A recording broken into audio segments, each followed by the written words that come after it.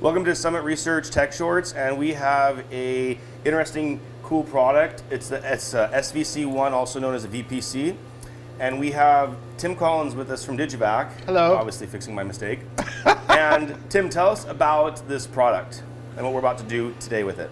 Well, the VPC, it's a vacuum controller, and I don't know if you recall, but several years ago, Elliot, I met you, and you're like, I got this vacuum control problem, and what I have right now just isn't working for me. I need something that's robust, something that works really well, something that doesn't die every time I put some stuff in it, and that's when we actually made our first deal for the first kind of innovation. And that was a full bore one because the previous unit that was in the market always clogged up. You had to send it back to the manufacturer, and it had, what was the whole size? It was like pen. It was tiny. It was small. So yeah, this from where you were at, this is actually 4 times the flow is what we've done in our testing. And I can tell you, I've had a lot of problems with other products, especially vacuum controllers that gum up. These are the best ones in the market. You can clean them. I mean, I've shown customers back in the old, like the classroom days when we used to do the consultations, we used to just run alcohol right through them, and it would just clear the whole thing. And if there's a problem, there's just no issue with it, you know? And the parts are very robust, very nice internals. Yeah, and one of the things that we did early on is you were very strict on, okay, I want all 316 stainless steel or Teflon. And that's all the wetted surface in this device is 316 stainless steel or Teflon. Yeah. So that makes it so it's eminently cleanable and quite frankly, eminently fixable. So 100% made in America, which is kind of cool. And it's very repairable. We've had customers call us up and said, hey, it stopped working. Very repairable. And so if the valve clogs up, how easy is it to repair it without having to send it to you? Most of the time, all they have to do is flush ethanol through it. And that works. So what would happen is literally stuff gets in there and physically keeps the valve from moving. So if they needed to, they can just unscrew it, flush it with alcohol, and put it back together. That's right. Yeah. You just push it in full open and just flush that puppy through. Excellent. That's fabulous. Yeah. So what are the other uses other than what we have it set up? What are the other uses that the customers are using for this product? Well, we see a lot of people with rotovaps. One of the folks that gives us the best review, he uses it on a 5-liter rotovap, so fairly small rotovap. This one with the size, the flow that it's capable of, we've seen people use this up to a 20-liter rotovap. Yeah. Bigger than that, it'd work, but the pump down times would be long because that's when you need sort of a bigger bore valve to exactly like flow dynamos. more CFM for sure. Yeah. Excellent, excellent.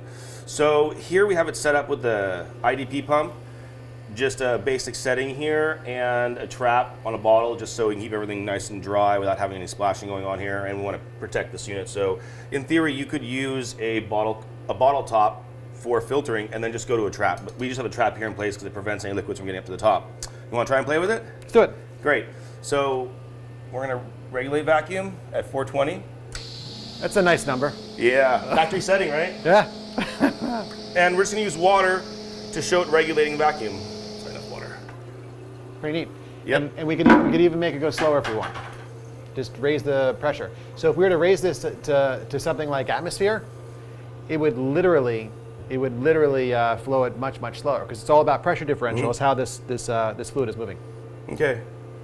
What's happening now with it? So what's going on right now is basically you have a closed system. Yep. So the VPC has one valve, so doesn't it's just see the vapor coming in. That's right. So we'd have to in order for the pressure to go up, we have to suck in that water or let some air in. There you go. Those are the 2 ways to do it. Let's try and do that. If you wanted to control both ways. So if the customer sees this occurring, this is how you would go and burp it? Yep. So if you were under vacuum, there we go. Let's watch it kick back in.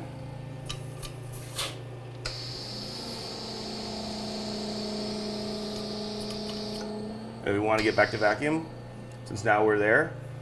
So now, now we're controlling at 700 torque. So now the flow, this might be a flow that you want. Yep, exactly. But if you're too low, you just burp it and then get it going again, because now it stays in the zone. But it has to get past a certain point. If there's no ability for the vapor to come through, the sensor won't see it. It's just going to lock it off and keep going vacuum on its own.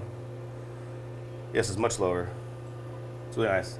Pretty cool. Do you have any other things you want to tell customers about these? So for some customers, if you wanted to do a recipe, you wanted to do some sort of vacuum level and time duration, like 700 torr for 20 minutes, then ramp down to 300 torr for an hour. We've got this software that plugs into your computer and you can really easily set it up. And so when we have some customers using that, so if you want to do these profiles, this is a fairly inexpensive product that allows you to do those profiles via PC. And how can the customer get that software? Oh, they just go to our website. It's the Vapor Profile Pressure Manager software. Excellent, excellent. Yep. And it's pretty easy to use, runs on a Windows box. It connects via the USB and back. Oh, and sometimes you might be interested in logging. So this has actually logging out of the port. So that software. To the computer software. Yep.